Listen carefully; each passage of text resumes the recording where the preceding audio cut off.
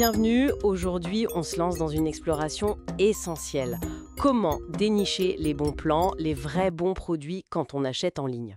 On a pas mal de sources, des conseils, d'experts pour s'y retrouver dans cette jungle du e-commerce. Comment on fait la différence entre la qualité et les arnaques? C'est ce qu'on va décortiquer.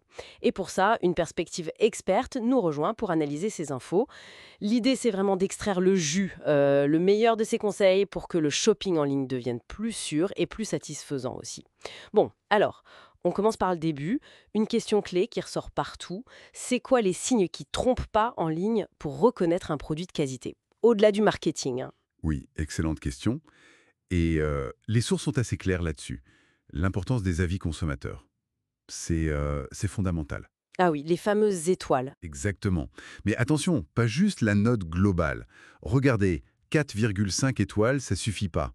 Ce qui est crucial, c'est la quantité, bien sûr, mais surtout la qualité, la pertinence des commentaires. Qu'est-ce que les gens disent vraiment? Mhm. Est-ce qu'il y a des retours après quelques mois d'utilisation, des problèmes qui reviennent tout le temps dans les avis négatifs? Faut creuser un peu, quoi. D'accord, donc lire entre les lignes des commentaires. C'est ça.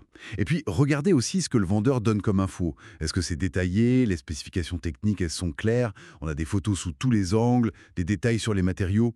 Pour certains produits, l'électronique par exemple. Oui. Les certifications, les garanties proposées, ce sont des indicateurs forts. En fait, tout ça, ça revient à la transparence du vendeur. La transparence. Oui, un vendeur qui détaille bien son produit, qui est précis, ça montre qu'il est confiant, qu'il n'a rien à cacher, logiquement. C'est un bon signe. C'est logique, en effet. Transparence, réputation via les avis. C'est primordial. Mais alors, quitte des promotions, hein. On est bombardé de super affaires, de réductions incroyables. Comment on fait pour pas acheter un truc sur un coup de tête juste parce que c'est soldé, alors qu'en fait, on n'en a pas besoin ou que la qualité est peut-être pas au rendez-vous? Ah, ça, c'est le piège classique. Et les sources insistent beaucoup là-dessus. Une promo, ça ne doit jamais être la seule raison d'acheter. Jamais. Même si c'est tentant. Très tentant. Mais la question centrale, celle qu'il faut se poser avant de cliquer, c'est: est-ce que j'ai vraiment besoin de ce produit?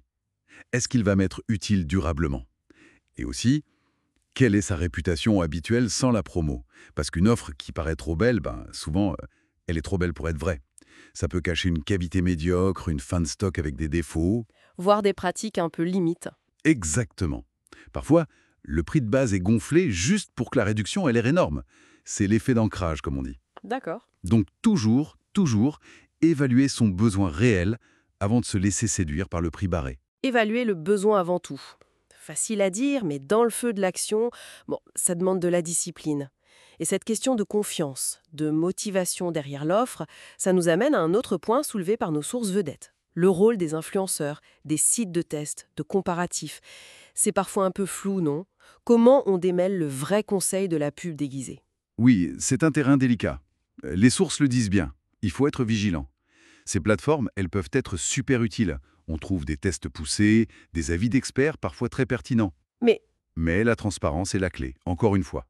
Est-ce que l'influenceur ou le site dit clairement s'il est payé pour parler du produit, s'il y a un lien d'affiliation, si le produit a été offert? et si ce n'est pas mentionné? Alors là, méfiance. Une recommandation qui semble trop belle, sans aucune nuance négative, et où on sent que la commission est peut-être le moteur principal, ça doit alerter. Il faut regarder si le test semble objectif, s'il mentionne aussi les points faibles. Garder son esprit critique, c'est absolument essentiel face à ces contenus. D'accord. Donc, développer son esprit critique, exiger la transparence partout, si on essaye de résumer un peu les stratégies clés qu'on a tirées de tout ça, hein. D'abord, vérifier les avis en profondeur, pas juste la note. Chercher la qualité, les détails, les retours sur la durée. Tout à fait. Ensuite, exiger un maximum de transparence du vendeur sur le produit lui-même. Oui, Être tout aussi regardant sur la transparence des influenceurs et des sites de test.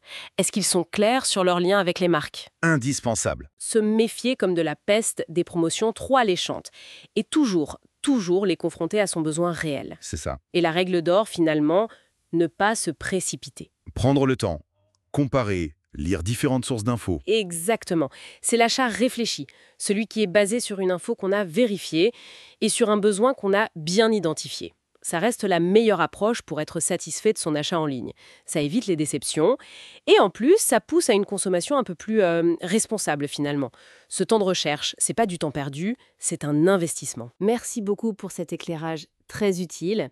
Et pour finir, peut-être une petite question pour réfléchir qui prolonge un peu notre discussion. Le commerce en ligne évolue si vite, avec l'intelligence artificielle qui personnalise tout, les nouvelles plateformes. Quelles pourraient être les prochaines étapes pour la transparence? Ou au contraire, quels nouveaux pièges risquent d'apparaître et comment est-ce qu'on pourrait collectivement s'y préparer? Voilà de quoi méditer.